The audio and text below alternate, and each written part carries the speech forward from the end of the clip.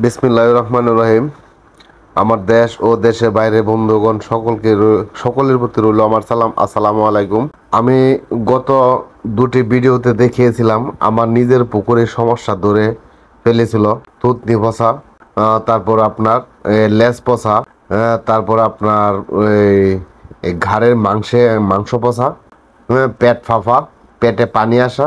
আমি আমার এই শিং মাছের রোগের লক্ষণ আমি আপনাদেরকে দেখিয়েছি এবং আপনারা এখানেও দেখতে পারবেন। এই যে দেখুন, পুরোপুরিভাবে খেয়াল করুন, দেখেন আমার মাছের সমস্যা, ইনফেকশন কোথায় কোথায় হয়েছে আপনারা নিজেই দেখেন। এই যে মাঝখানে একটি শিং মাছ, এটার পেটে কিন্তু পানি এসে গেছে। হ্যাঁ, এই সকল মাছকে কিন্তু আমি বাঁচাবো না, এই সকল মাছকে কিন্তু আমি নিজে মেরে ফেলবো। এই হলো আমার শিং মাছের রোগের সমস্যা, প্রবলেম। যাই হোক, আল্লাহর অশেষ অশেষ রহমত ও আপনাদের দোয়ায় আমার এই শিং মাছ তত একটা মরে নাই, কিন্তু প্রথম দিন মোটামুটি ভালোই মরেছিল। প্রথম দিন আমি টের পাই নাই, কারণ আমি এদিন পুকুরে ছিলাম না, পুকুরে আসি নাই। এই একদিন শুধু না আসার কারণেই আমার একদিন ওষুধ অথবা এই পুকুরের প্রস্তুতির কাজ একদিন লেট হয়ে যাওয়ার কারণে প্রথম পর্যায়ে যে মাছ মারা গেছে, অনেক মাছ মারা গেছে একদিনই। আর যখন আমি দেখতে পারলাম, আর সেদিন থেকে আমি ট্রিটমেন্ট করলাম। ইনশাল্লাহ, আল্লাহ রহমত, আপনাদের দোয়ায় আমি যে সকল ট্রিটমেন্ট করেছি, আর প্রত্যেকটা ট্রিটমেন্ট কিন্তু আমি যে সকল প্রোডাক্ট ব্যবহার করেছি, যে সকল ওষুধ মেডিসিন আমি পুকুরে দিয়েছি, আমি প্রত্যেকটা ওষুধ এবং মেডিসিন কিন্তু আপনাদেরকে দেখিয়েওছি। আমার এই ভিডিওতেও কিন্তু প্রোডাক্টগুলা দেওয়া আছে, কিন্তু আজকে আর সেইভাবে নিয়মিত কোনটা কখন কিভাবে এটা যদি আজকে বলতে যাই তাহলে কিন্তু এই ভিডিও অনেক লম্বা হয়ে যাবে। আমি আজকে আপনাদেরকে শুধু এটুকু জানাবো যে ইনশাল্লাহ আমার মাছ ভালো হয়ে গিয়েছে। আর যে সকল মাছ আক্রান্ত ছিল, মানে এমন দাগ ফুটা, লেজ পচা, পাখনা পচা, পেট ফাঁপা, সে সকল মাছ কিন্তু বাঁচে নাই। আপনারা যদি মনে করেন আমার সেই মাছ বেঁচে গেছে, না ভাই, আমার কিন্তু এ সকল মাছ বাঁচে নাই, মরে গিয়েছে। কেননা আমি তৃতীয় দিন আরেকটি বেশি কাজ করেছি। সেটি হলো আমার এই 40 শতক পুকুরের মাঝে আমি দুইটি 100 ml 200 ml সুমিতন মেরেছি। সুমিতন মারার কারণটা হলো এটাই, যেন আক্রান্ত মাছ আমার পুকুরে 10 দিন 15 দিন পর্যন্ত যেন না মরে। আক্রান্ত মাছগুলো যেন আমার তৃতীয় দিনের মাথায় শেষ হয়ে যায়, আর সুস্থ মাছগুলা যেন বেঁচে থাকে। তাই আমি আক্রান্ত মাছ যেন খুব সহজে মরে যায়, সেই জন্য আমি সুমিতিয়ন ডোজ ইউজ করেছি। আমি মেডিসিন ব্যবহার করার পর তৃতীয় দিন, তখন আমার সুস্থ মাছগুলা যেন আর অসুস্থ না হয়, আর অসুস্থ মাছগুলা যেন সহজে মারা যায়, সেই জন্য আমি এই সুমিতিয়ন ইউজ করেছি। কারণ এই ভিডিওতে অথবা আগের ভিডিওতে কিন্তু আমি সুমিতনের কথা বলি নাই, অথবা সুমিতন তখন দেও নাই। সুমিতন কিন্তু আমি দিয়েছি তৃতীয় দিনের মাথায়। যখন দেখলাম কিছু কিছু মাছ তারপরে পানির উপর দিয়ে বেশি বেশি থাকতেছে, তখন আমি ভাবলাম এটাই, যেন ওই পানির উপরে যে মাছটা বেশি বেশি চলতেছে, সেই মাছটা আস্তে আস্তে ক্রমান্বয়ে সে মারা যাবে। তো ক্রমান্বয়ে সে মারা যাওয়ার থেকে একদিনে মারা যাওয়াটাই ভালো। আমি এই তৃতীয় দিন একদিন এই 100 ml 200 ml আমি সুমিতন মারার কারণে আমার মাছ আক্রান্ত মাছগুলো তৃতীয় দিনের মাত্র সকল মাছ শেষ। কিন্তু আজকে আমি তেমন একটা মাছ পাই নাই। আমার পুকুরে যে ছেলেটি কাজ করে, সর্বোচ্চ মনে করেন এটি পচা, মানে প্রথম দিকের মাছ, হ্যাঁ, মানে সর্বোচ্চ হয়তো 2 কেজি থেকে 1.5 কেজি মাছ হয়তো তুলছে এই পুকুর থেকে। আমার এই পুকুরে কিন্তু মাছ ছিল 3 লক্ষ। হ্যাঁ, অনেক মাছ ছিল। তো যাই হোক, আমি অনেক মাছ থাকায় আমি খুব একটা চিন্তায় পড়ে গেছিলাম, আল্লাহ জানে আমার মাছ বাঁচে কিনা। তাই আমি আল্লাহর কাছেও প্রার্থনা করেছি আর আপনাদের কাছ থেকেও দোয়া চেয়েছি। আপনাদের দোয়া আর আল্লাহ পাক রাব্বুল আলামিন হ্যাঁ আমার এই মাছকে এই ভালো ভালো করেছেন। এখন মোটামুটি ভালো সুস্থ। আজকে রাত্রে কিন্তু খাবার দেই নাই, কিন্তু খাবার না দিলেও আজকে কিন্তু আরেকটি কাজ করেছি, মানে পাউডার প্যাকেট কিনে এনে হ্যাঁ 3-4 কেজি খাবার পানির সাথে গুলিয়ে সারা পুকুরে ছিটিয়ে দিয়েছি। এই কারণে মানে দেখলাম মাছের স্পিড কেমন। হ্যাঁ, ইনশাল্লাহ দেখলাম আজকে অনেক অনেক মাছের স্পিড, খুব ভালো স্পিড। কিন্তু কালকেও আমি খাবার ধরাবো না, আগামীকালকেও খাবার ধরাবো না, কারণ আগামীকালকে আবার আমি ওই পুকুরে 5 কেজি লবণ দিব। মাছের স্পিড আমাকে বাড়াইতে হবে, মাছের স্পিড যেন আরও বাড়ে। আজকে মোটামুটি রাত্রে দেখলাম না ভালোই মাছের স্পিড আছে, আগামীকালকে যেন স্পিড আরও আরও বেড়ে যায়। তাই আমি 5-7 কেজি লবণ দিব, সারাটি পুকুরে ছিটাবো কাল আগামীকালকে। আর প্রতিনিয়তই কিন্তু আমি আরেকটি কাজ করেছি, দুপুরে আমি 2 কেজি করে স্যালাইন মেরেছি। কারণ যে সকল এই মাছ রোগে আক্রমণ করে নাই, হ্যাঁ ভালো মাছগুলো যেন শুকায় না যায়, ভালো মাছগুলো যেন এই স্যালাইন খেয়ে খেয়ে যেন বেঁচে থাকতে পারে। হ্যাঁ, তাদের যেন এনার্জিটা যেন থাকে, এনার্জি যেন পায়, সেই জন্য আমি তাদেরকে স্যালাইন দিয়েছি 2 কেজি করে। হ্যাঁ, তৃতীয় দিন চতুর্দিন আজকেও কিন্তু স্যালাইন দিয়েছে। তো যাই হোক, ইনশাল্লাহ আমার মোটামুটি ভালো পজিশনে, আপনাদের দোয়াই ভালোই হয়ে গেছে মাছ। আর আমি খুশি এই কারণেই যে আমার যে এই একটা মৃত্যুর মুখোমুখি হয়ে গেছিল আমার মাছ, আমার অত্র এলাকাতে কিন্তু শিং মাছ বেঁচে নেই। হ্যাঁ, আমি এমনিতেই খুব ঝুঁকির মুখে ছিলাম, খুবই ঝুঁকির মুখে ছিলাম। আমার আশপাশে যত পুকুরগুলো আছিল 30টা কেজির মাছ মরে গেছে। হ্যাঁ, আবার 100 কেজির মাছও চলে গেছে, আমার 200 কেজির মাছও চলে গেছে, অনেক পুকুর চলে গেছে। একবারে সাফ হয়ে গেছে, হ্যাঁ পরিষ্কার হয়ে গেছে। কিন্তু আল্লাহর অশেষ রহমতে আমার এই পুকুর, আল্লাহর কাছে আমার এই প্রার্থনা ছিল যেন আমার মাছটিকে তুমি আল্লাহ বাঁচায় রাখো। হ্যাঁ, আর আমার পরিশ্রম মেহনত যত করার আমি করবই, করেওছি। কারণ আমি নিজে পুকুরে মেহনত করেছি, শ্রম দিয়েছি, পরিশ্রম করেছি।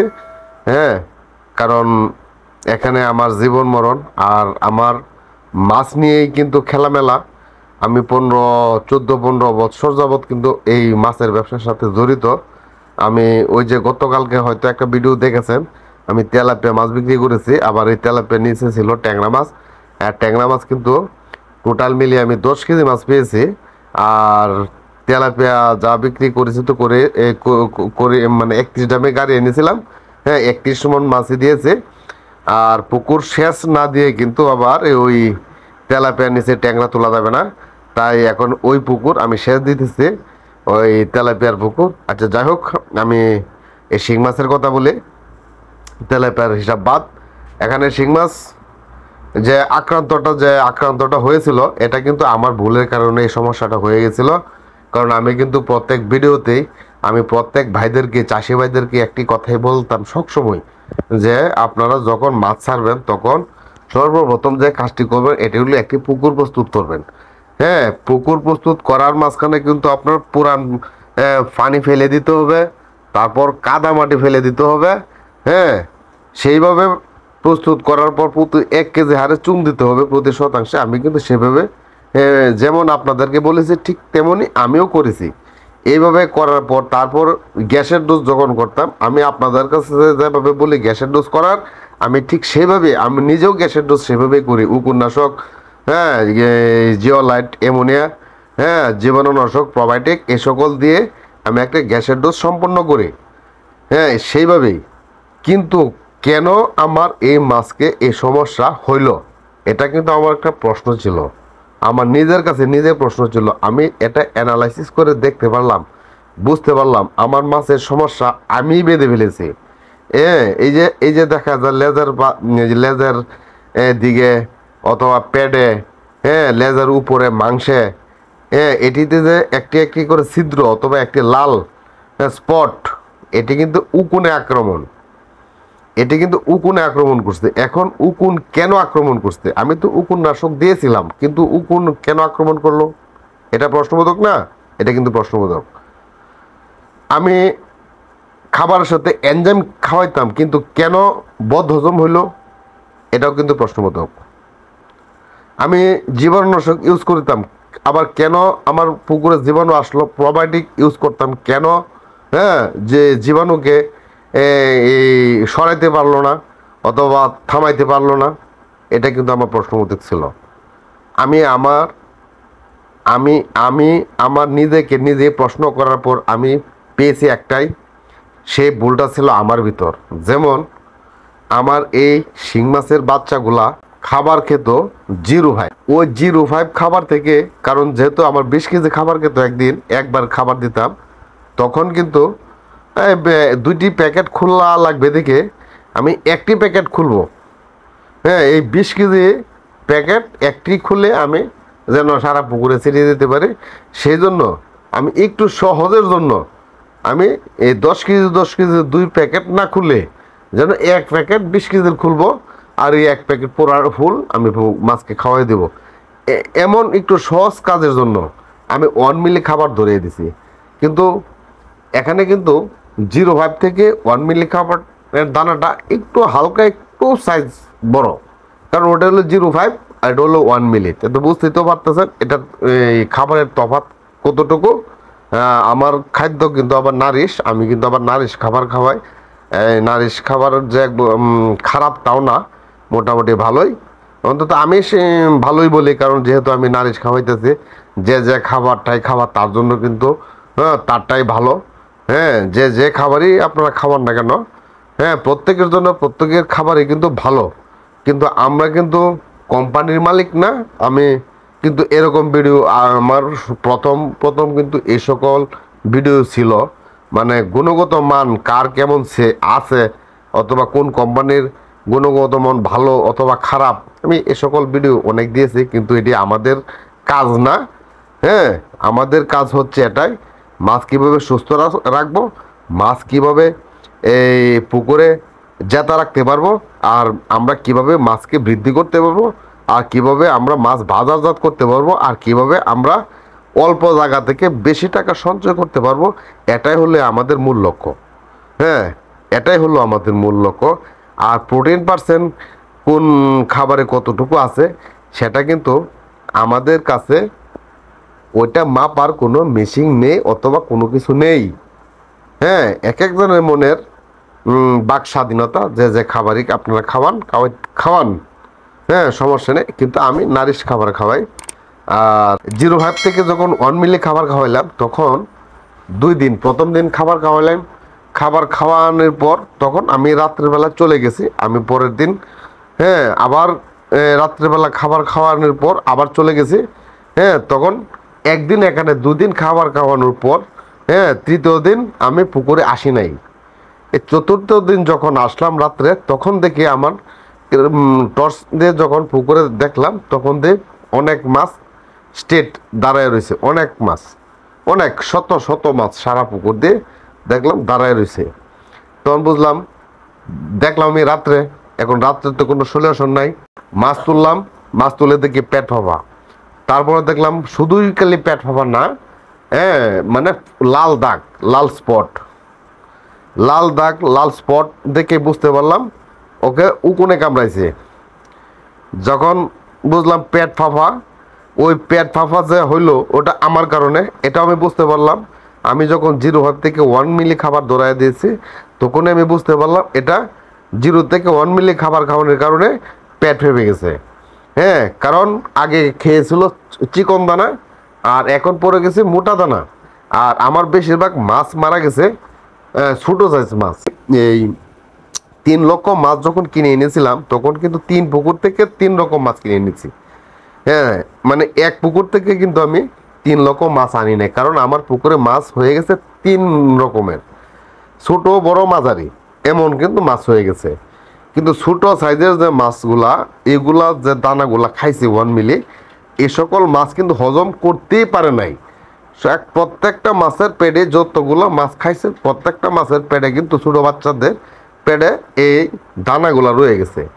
আবার কিছু কিছু বাচ্চা মানে এই এনজাইমের পরিমাণটা কিন্তু এমনিতে রেগুলার যে পরিমাণে দিতাম 0.5-এর সময় যেভাবে আমি এনজাইম দিতাম, আর এই 1 মিলির সময় কিন্তু ঠিক এইভাবেই এনজাইম দিতে। আবার এখানেও যদি এনজাইমের হার একটু বেড়িয়ে দিতাম, হ্যাঁ, আর একটু যদি বেশি করে দিতাম, তাহলে হয়তো কিন্তু বদ হজমটা হইতো না। হ্যাঁ, যেহেতু আমি নতুন খাবার ধরিয়ে দিয়েছি 0.5 থেকে 1 মিলি, এখানে আমার এই বদ হজমের জন্য, হ্যাঁ, না সাথে আমার লিভার টনিক্স দেওয়ার দরকার ছিল। হ্যাঁ, আর শুধু এনজাইমই না, সাথে লিভার টনিক্সও দেওয়া দরকার ছিল। আর শুধু এনজাইম দিছে এই অল্প পরিমাণে, কারণ প্রতি 1 কেজি খাবারে 2 গ্রাম করে আমি দিয়ে যেতাম রেগুলার। আমার দেওয়ার দরকার ছিল প্রতি 1 কেজি খাবারে 5 গ্রাম, যেহেতু 1 মিলি খাবার ধরেছিলাম। এটা হলো আমার ভুল ছিল। এমন ভুল আপনারা কখনোই করতে যাবেন না, আমার মতন ভুল। আর এইভাবে যখন আমার মতন যদি ভুল করেন, তাহলে কিন্তু আমার যেমন কষ্ট হয়েছে এমন কষ্ট কিন্তু আপনাদেরও কিন্তু হবে। হ্যাঁ, তো যাই হোক ভাই, ইনশাল্লাহ আমি আজকে আপনাদের কাছে এটুকুই উপস্থাপনা করলাম, যেন আপনারাও যারা আমার ভিডিও দেখছেন অথবা শুনছেন, আমার পুকুরও আপনারা বেশিরভাগ দেখেন আমি কি মাছ ছাড়ি অথবা কিভাবে খাওয়াই, হ্যাঁ, কি খাওয়াই, কি করি, কি যত্ন নেই, কি সেবা নেই, সকল কিছু কিন্তু আপনারা আমার এই পুকুরের প্রতি মানে পুকুরের প্রতি আপনাদের মোটামুটি একটা ধারণা আছে। আমি আগামীকালকে আমার মাছ ডাইরেক্ট দেখাবো, ভিডিওতে দেখাবো। আগামীকালকে ভিডিওতে আমার মাছ যে সুস্থ হয়েছে, আমার মাছের স্পিড, হ্যাঁ, রাত্রে অথবা সন্ধ্যার আগেই আমি ভিডিও ফুটেজ নিয়ে নিব। হ্যাঁ, কিন্তু আগামীকালকে তো আর এটা ভিডিও বার হবে না, এটা তারপরের দিন এটা ভিডিও ইনশাল্লাহ বার করব। হ্যাঁ, আপনারা এটা দেখতে পারবেন। হ্যাঁ, ইনশাল্লাহ আপনাদের দোয়ায় আমার মাছ ভালো হয়েছে, আমি খুশি। আর এখান থেকেই আমি আজকে বিদায় নিব, আর আগামী ভিডিও দেখার আমন্ত্রণ থাকবে।